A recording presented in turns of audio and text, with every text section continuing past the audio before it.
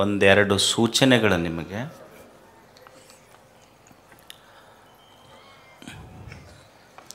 ಇದನ್ನು ವೇದಿಕೆಯಲ್ಲಿ ಹೇಳಬೇಕೋ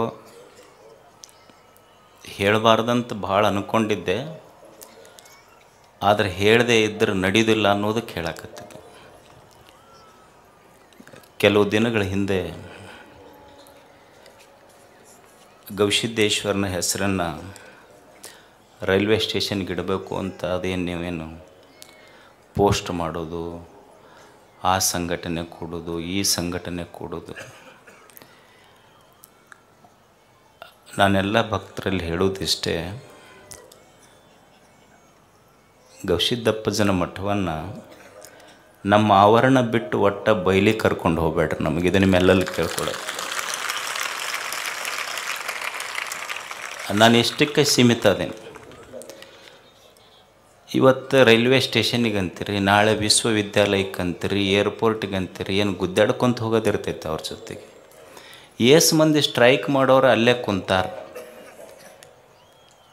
ನಿಮಗೊಂದ ಹೇಳ್ತೀನಿ ನಾನು, ಗವಿಸಿದ್ದಪ್ಪಜ್ಜ ನಿಮ್ಮೆಲ್ಲರ ಉಸಿರಿನಲ್ಲಿರುವಾಗ ಮತ್ತೊಂದಕ್ಕೆ ಅವನ ಹೆಸರು ಯಾಕಂತ. ಎಂದೂ ಇದು ಕೊನೆ, ಇನ್ಮೇಲೆ ನಾ ಯಾವ ಭಕ್ತರಿಗೆ ಈ ವಿಷಯದಲ್ಲಿ ಹೇಳೋದಿಲ್ಲ. ಎಂದೂ ಗವಿಸಿದ್ದಪ್ಪಜ್ಜನ ನಿಮ್ಮ ಭಕ್ತಿ ನನಗೆ ಗೊತ್ತೈತಿ, ಅದಕ್ಕೆ ಹೆಸರಿಡಬೇಕು, ಇದಕ್ಕೆ ಹೆಸರಿಡಬೇಕು, ಆ ಪೋಸ್ಟ್ ಮಾಡಬೇಕು, ಈ ಪೋಸ್ಟ್ ಮಾಡಬೇಕು. ನೀವು ಪೋಸ್ಟ್ ಮಾಡೋದಿಲ್ಲ, ನಮ್ಮನ್ನು ಪೋಸ್ಟ್ ಮಾಡ್ತಿರೋದ್ರಾಗಷ್ಟೆ. ಸೊ ಅದನ್ನು ಮಾಡಬೇಡ್ರಿ. ಎರಡನೇದ್ದು, ನನ್ನ ಮೇಲೆ ನಿಮಗೆ ಭಾಳ ಅಭಿಮಾನ ಇರ್ಬೋದು, ಪ್ರೀತಿ ಇರ್ಬೋದು. ಗವಿಮಠವನ್ನು ಇನ್ನೊಂದು ಮಠದ ಜೊತೆ ಹೋಲಿಸೋದು, ಗವಿಮಠದ ಸ್ವಾಮಿಗಳನ್ನು ಇನ್ನೊಂದು ಮಠದ ಸ್ವಾಮಿಗಳ ಜೊತೆ ಹೋಲಿಸೋದು, ಕಂಪ್ಯಾರಿಸನ್ ಮಾಡೋದು, ಅದಕ್ಕೊಂದು ಪೋಸ್ಟ್ ಹಾಕೋದು, ದಯವಿಟ್ಟು ಇದನ್ನೆಲ್ಲ ಮಾಡಬೇಡಿ. ನಾನು ತಿಳ್ಕೊಂಡಿದ್ದಿಷ್ಟೇ, ಇಡೀ ನಾಡಿನ ಎಲ್ಲ ಪೂಜ್ಯರ ಪಾದದ ಧೂಳಾಗಿ ನಾವು ಬದುಕಬೇಕಷ್ಟೆ. ಯಾರ ಜೊತೆಗೂ ಹೋಲಿಸ್ಬೇಡ್ರಿ. ಎರಡು. ಮೂರನೇದ್ದೇನೆಂದ್ರೆ, ನೀವು ಸುಮ್ಮನೆ ಕುಂದ್ರೆ ಮಂದೆಲ್ಲ ಅಜ್ಜವ್ರಿಗೆ ಆ ಪ್ರಶಸ್ತಿಗೆ ಹೆಸರು ಕೊಡ್ರಿ, ಈ ಪ್ರಶಸ್ತಿ ಕೊಡ್ರಿ ಅಂತ ಪೋಸ್ಟ್ ಮಾಡೋಕ್ಕೆ ಶುರು ಮಾಡ್ತೀರಿ.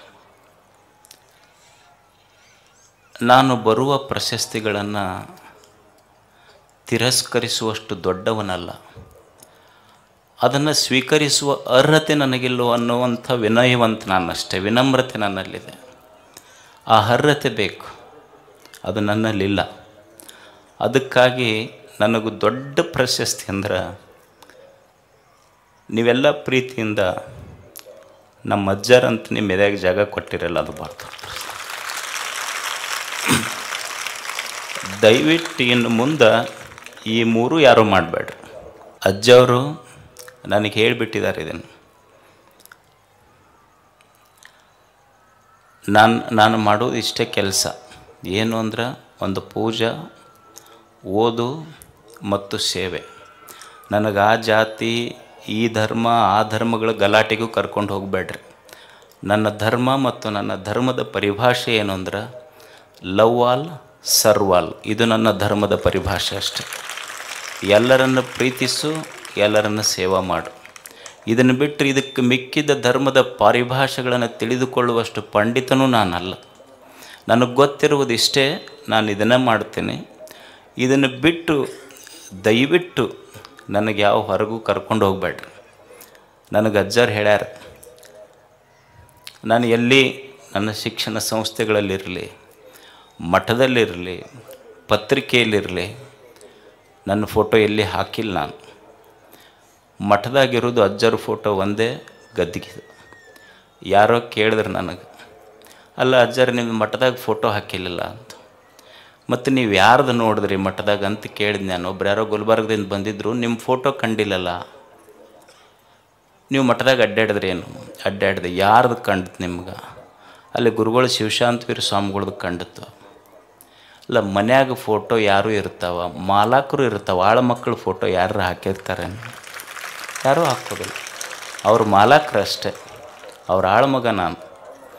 ದೇಹ, ಈ ದೇಹದೊಳಗೆ ಜೀವಿರುವಷ್ಟು ದಿವಸ ಅವನ ಸೇವೆ ಮಾಡೋದು ಮತ್ತು ಸಾಧ್ಯ ಇದ್ದಷ್ಟು ನಿಮ್ಮ ಸೇವೆ ಮಾಡೋದು. ಇಷ್ಟು ಬಿಟ್ಟರೆ ಬೇರೆ ಗೊತ್ತಿಲ್ಲ ನನಗೆ. ಮತ್ತು ನನಗೆ ಎಳ್ಕೊಂಡು ಹೋಗ್ಬಿಟ್ರೆ ಒತ್ತಾಯ ಮಾಡಿ. ಅದಕ್ಕೆ ನನ್ನ ನನ್ನ ನನ್ನ ಭಾವನೆಗಳನ್ನು ನೀವು ಅರ್ಥ ಮಾಡಿಕೊಡ್ರಿ ಅಷ್ಟೇ. ಯಾಕಂದರೆ ಸಮಾಜ ಬಹಳ ಸೂಕ್ಷ್ಮವಾಗಿ ಹೋಗ್ತಾ ಇದೆ. ನನಗೆ ಹೊರಗಿನ ವಿಷಯಗಳಲ್ಲಿ ಆಸಕ್ತಿ ಇಲ್ಲ. ತಮಗೆಲ್ಲ ಧನ್ಯವಾದ.